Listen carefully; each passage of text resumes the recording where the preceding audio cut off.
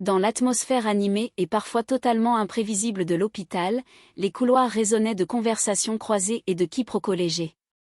Dans un coin de la salle de repos, les discussions allaient bon train autour des divertissements possibles pour combler les moments de calme. On suggérait de faire des jeux, de se lancer dans une partie endiablée de mastermind, ou encore de déplier un plateau de Cluedo. Quelqu'un proposa même avec enthousiasme un jokari, avant de réaliser avec un soupir ironique qu'il n'y aurait absolument pas assez de place dans cet espace restreint pour brandir une raquette sans provoquer un cataclysme. C'était le genre de réflexion absurde qui pimentait le quotidien.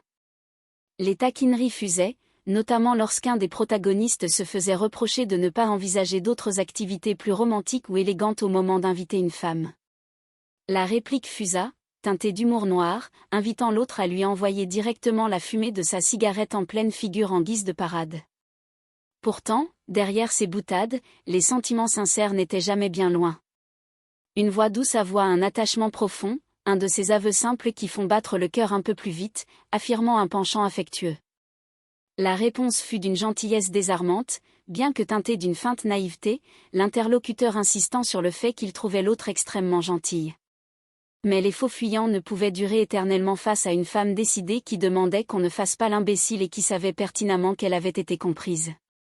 C'était un jeu de cache-cache verbal rigolo où l'un avouait que cela l'arrangeait grandement de faire semblant de n'avoir rien pigé. Face à l'interrogation légitime de savoir si elle n'était pas son genre, les protestations fusèrent. Si, bien sûr, elle l'était, mais la situation était terriblement délicate à cause des liens sacrés de l'amitié fraternelle. Jamel tenait une place centrale dans cette équation complexe, étant le frère protecteur. L'affection pour Jamel était immense, indiscutable, mais le problème résidait dans le fait que ce dernier refusait de voir sa sœur comme une femme adulte dotée de désirs propres. La peur de choquer le grand frère pesait lourd, une réaction presque inévitable dans ce genre de situation. Pourtant, la réalité était là, affirmée avec une belle assurance féminine.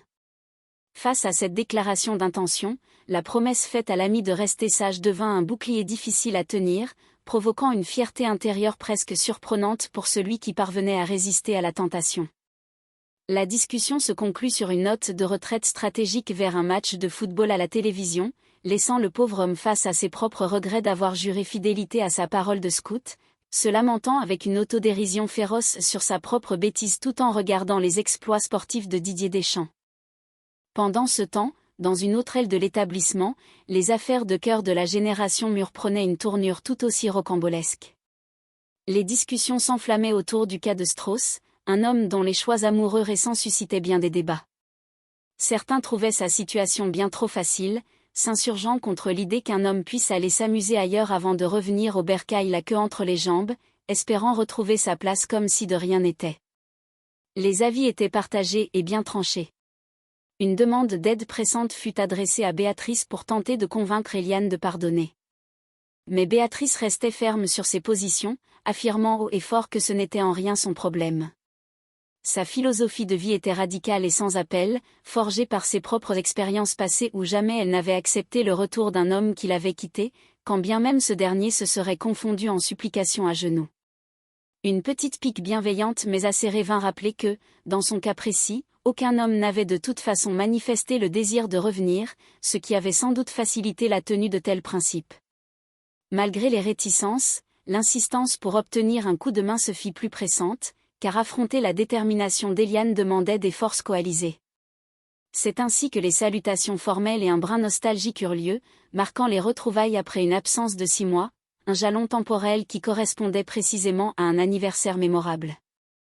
C'était au cours de cette fameuse soirée que Strauss avait choisi d'annoncer sa rupture pour refaire sa vie, un choix de moment d'une maladresse légendaire qui prouvait son absence totale de tact.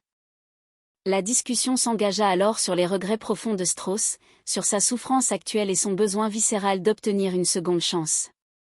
L'idée même d'un retour fut balayée d'un revers de main par Eliane, soutenue fermement par Béatrice qui jubilait de voir ses convictions appliquées. Les tentatives de faire vibrer la corde sensible de la tendresse échouèrent lamentablement, se heurtant à une réplique cinglante d'Eliane qui décrivit la voix de la tendresse comme un murmure insultant à l'égard de son ex-compagnon. La rupture était consommée et assumée, aux grandes dames des entremetteurs d'un jour.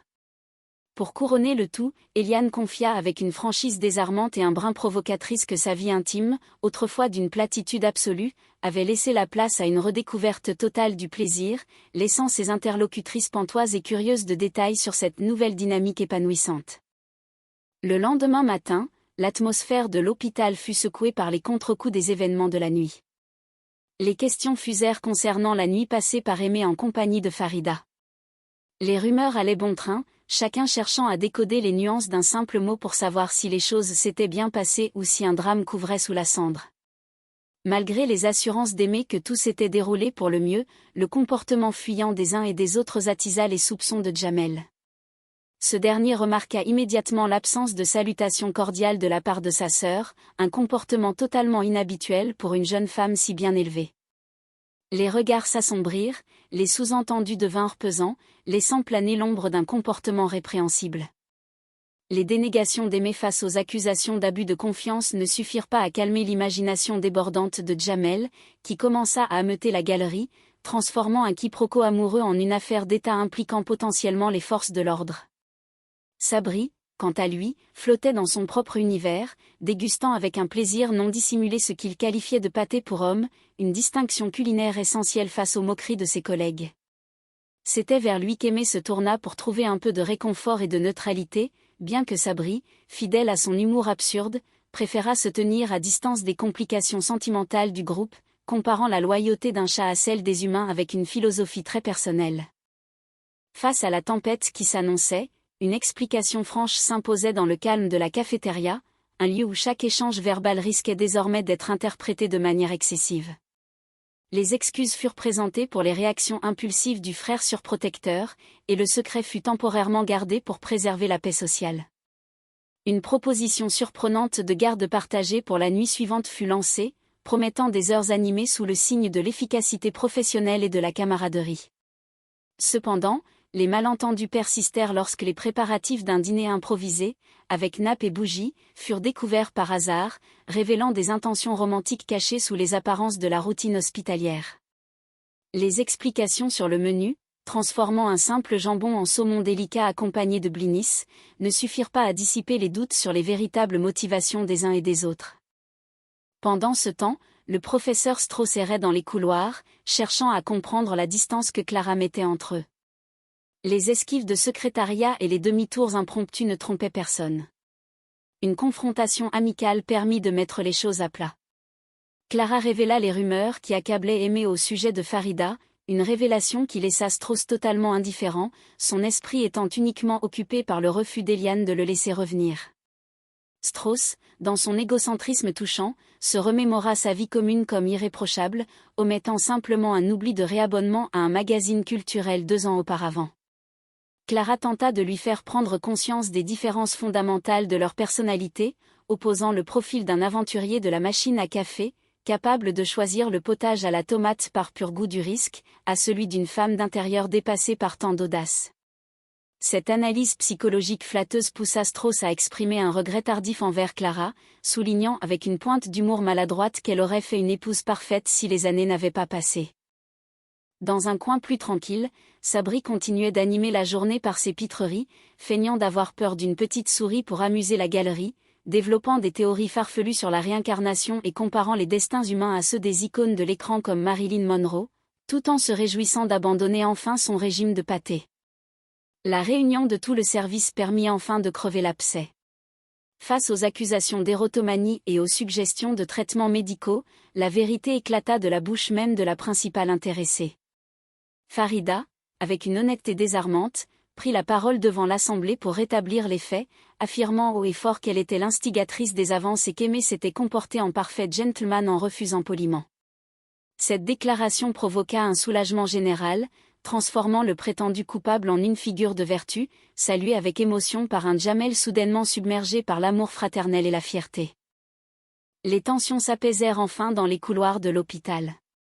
Les excuses furent présentées avec plus ou moins de bonne grâce, sous l'œil vigilant d'un public conquis par ce dénouement heureux. Les taquineries finales sur les barrières culturelles et les préférences familiales s'évanouirent dans un grand éclat de rire collectif, prouvant une fois de plus que l'humour et la bienveillance étaient les meilleurs remèdes pour guérir les maux du cœur et de l'esprit.